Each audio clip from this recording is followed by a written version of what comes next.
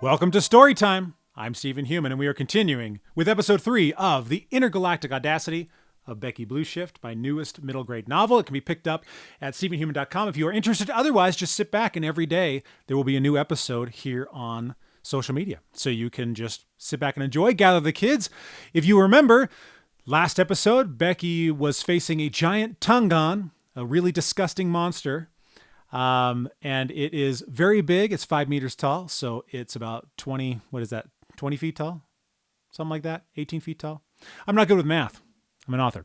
Anyway, let us continue and see what happens with episode 3, Heartburn.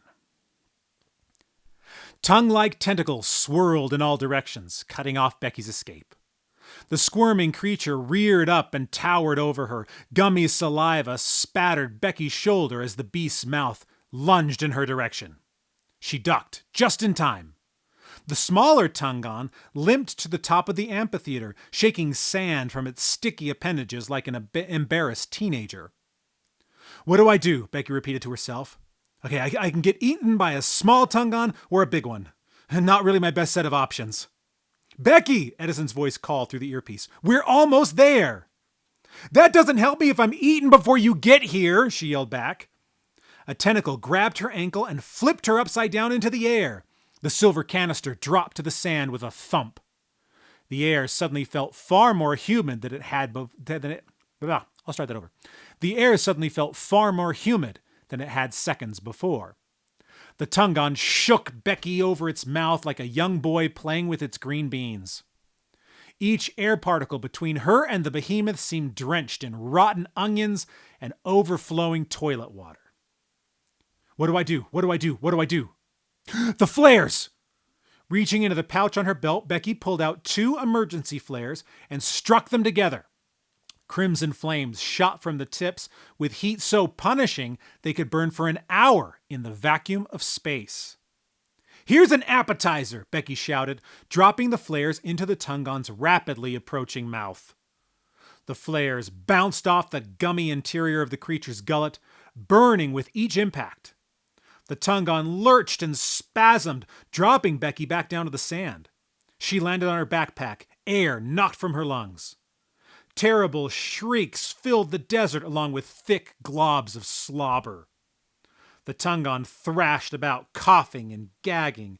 Clouds of dust billowed with the twisting of each tentacle. Becky rolled to the side and grabbed the metal artifact in her arms, kicking up sand with each frantic motion. The smaller Tung-on seemed terrified by the recoiling monster and stood still as a statue. Its tongues hung limply across its body, shuddering slightly in apparent worry. Not waiting for a better opening, Becky took off around the amphitheater rim. She didn't look back, focusing on the red rock horizon and purple sky in front of her instead of the disgusting bellowing she'd just escaped. Wind suddenly blew like a hurricane, sending clouds of sand pounding in all directions. Becky closed her eyes and stood firm against the stinging onslaught. Tiny particles pelted her face. Now Becky wished she hadn't left her space helmet with the orbital lander.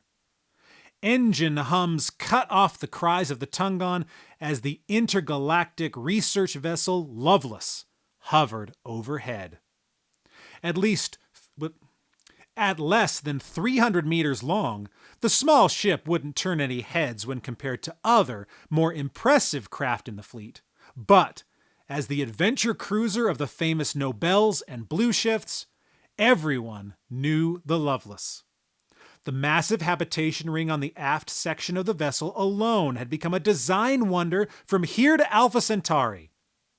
While the spherical environmental and hydroponics bays near the front may have been common aspects of most interstellar transports, all the extra shield generators and elongated propulsion units screamed, designed by Nobel.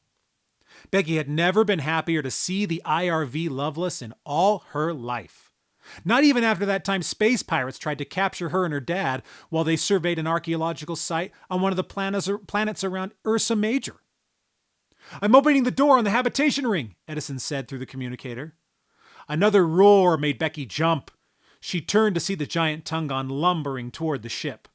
"Open it faster!" she yelled. "I'm trying!" The side ramp lowered with indifferent slowness until it tipped past 90 degrees and gave Becky her opening. She jumped on board without hesitation before the hydraulics could even lock in place. The scent of plastics and recirculated air had never smelled so sweet. The cool temperature contrasted pleasantly with the desert heat outside. "I'm on the ship! Get us out of here!" With a deep rumble, the Loveless pulled away from the surface. The Tung-on sloughed after the ship like a throng of slugs, but had no chance of catching its prey. Spit squirted into the air in thick globs as the angry beast grew smaller and smaller in the distance. Becky imagined stepping on the tiny monster like an insect, but realized her skewed sometimes you get tongue-tied when you're reading. Becky imagined stepping on the tiny monster like an insect, but realized her skewed perception didn't change the fact she'd almost been swallowed whole by the slobbery creature. The ramp closed with a pressurized hiss, cutting off the desert views of Lingua in favor of a small loading area full of water bottles, crates, and an empty charging station where the lander had once parked. The lander. If Edison had used the ship's boosters, they probably wouldn't have enough fuel to get back to Alpha Centauri, let alone go pick up the stranded vehicle. "Mom and Dad are gonna kill me," she muttered. "Yeah, they are," Ben said from somewhere behind her. Becky turned to see her little brother sitting on a metal crate, eating dried mango from a ration pack. He smiled like a Cheshire cat, feet swaying above the floor, gap in his teeth broad as a river. Blonde hair poked from his scalp in all directions as if it hadn't been combed. He wore the same blue and gray uniform as Becky, complete with the ringed emblem of Earth on the left breast, but Ben's sported grease spots and burn marks as if he'd just run through a house fire with a smile on his face. "You need to clean your uniform," Becky said, stepping past the 9-year-old with as much indifferent maturity as she could muster.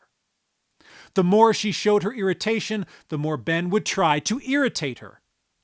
It was his way. "Who's going to make me, Baxter Malone?" "Mom will, and don't call me Baxter Malone." "I think after she gets back, she'll care more about you losing the lander module," she said, throwing another piece of mango in his mouth. Becky stopped. Her fingers squeezed around the metal cylinder, and for a moment she imagined it was her brother's neck. "Did you get it?" Ben asked, as if understanding the need to change the subject for his own safety. "Yes," Becky answered, removing her backpack and letting it drop to the floor. The shovels clanged against the metal and echoed throughout the loading bay. She continued forward, bounding up the aluminum-grated stairs toward the main hallway. Ben's boots prattled behind her as she followed. "Let me see it! I want to see it!" "You'll see it when Edison sees it. Calm down." Rounded white walls filled Becky's view as she entered the main corridor. Recessed doors, spaced every 5 meters, led to different sleeping quarters and offices.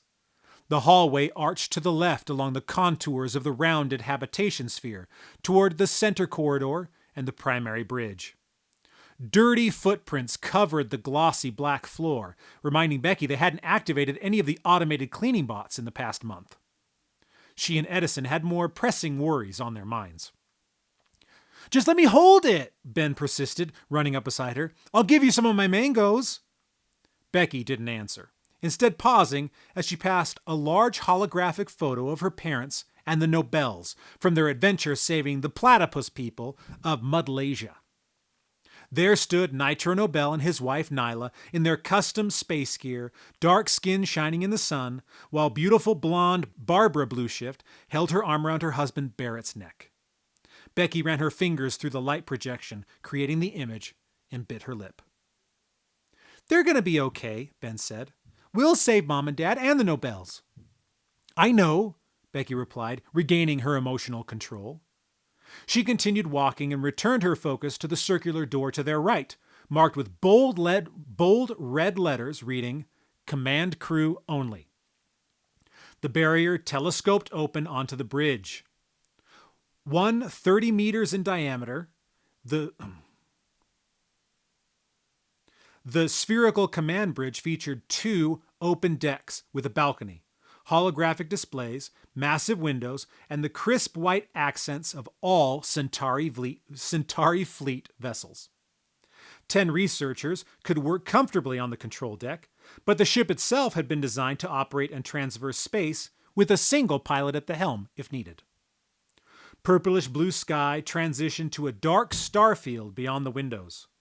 Artificial gravity kicked in, tugging on Becky's arms and legs as the ship pulled free of Lingua's atmosphere. Her scraggly ponytails wafted upward for a moment before dropping back down and smacking her shoulders. "Welcome, Becky Blueshift," a computerized female voice said from the speakers above. "I am glad you are well." "Thank you, Ada," Becky replied. "Did you get it?" Edison asked in his baritone voice, words holding a bit more bite than Becky expected. A chair to her right turned slowly in front of the main set of research computers. There Edison sat like always, perfectly clean and tidy uniform running down his gangly arms and legs. A translucent green computer visor rested high on his nose, adding an emerald tint to his dark eyes. His afro, tall and flat, tapered over the ears to bare brown skin. He wore the same serious smirk that had covered his face from the time they were 3 years old, which was preferable to the nervous eyebrow raise he displayed whenever anything dangerous threatened. "She got it," Ben shouted as he ran over to one of the command chairs and spun it around. "Here," Becky said, walking over to Edison with the metal cylinder presented like a gift. He jumped up and took the artifact from her hands, knocking a dog-eared copy of an old Western novel from the desk next to him. "Scan," Edison said. His visor flashed green for an instant, and he examined the container closely. The computer in the lenses started scanning on a spectral level. Ben picked the paperback up from the floor and looked at the cover with its sunset image of a cowboy riding a unicorn while firing an ancient six-shooter and holding a samurai sword. "I thought you finished the historical Johnny Dakota series already," Ben said. "That's the last book," Edison replied, never looking up from the artifact. "Becky, was there anything else buried with the cylinder?" "No. Are you sure?" "A thank you might be nice, you know," Becky mumbled. "Thank you for crashing the lander," Edison replied, "and forcing us to use our fuel reserves." "What, you think you could do better?" "I could," Ben waved from the spinning captain's chair. He leafed quickly through the pages of the Western novel and tossed the book back onto the desk. "Look," Becky began, "I'm the one out there having to figure stuff out and make decisions. I'm the one running from Tung-ons and trying to land without any gear while you sit on the ship." Edison's eyes never budged from the artifact. "My scan's complete. We can argue later. We need to get this into the stasis chamber right now." "Is it the right one?" Becky asked. "It is." Edison turned and ran over to a towering glass cylinder just past the research station, standing 1 meter in diameter and 3 meters tall. Blue and purple energy ebbed behind the translucent pane. 2 objects floated in the center as if in zero gravity. One, little more than a hunk of twisted aluminum 6 inches long, while the other appeared to be an orange, pill-shaped thermal battery, 2 inches in diameter and 3 inches long. Edison typed at a holographic keypad, pulling up command prompts and security applications. A foot-square section of glass melted away on the large cylinder like wax in a fire. He placed the artifact inside and it floated up toward the other items. The glass reformed, leaving behind a static charge on the air that tickled Becky's cheeks. "I found it right where the cipher said it would be," she said.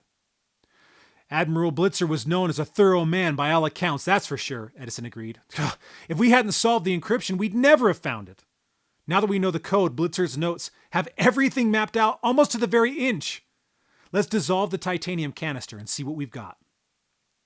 "That thing gonna save Mom and Dad?" Ben asked, pressing his nose against the glass. "In theory," Edison answered. "Yes," Becky corrected. "It'll save Mom and Dad and the Nobels." She patted Ben on his shoulder and smiled. Things would work out. They had to. And that is the end of episode 3 of the intergalactic audacity of Becky Blueshift. Tomorrow we will start episode 4 entitled Boring Exposition. Space pirates show up too. So as always, you can get the book directly from my website, stevehuman.com or stephenhuman.com. It's right there on the screen. And if you want to read it to your own kids. Otherwise, tomorrow we will begin again with episode 4. Have a great day.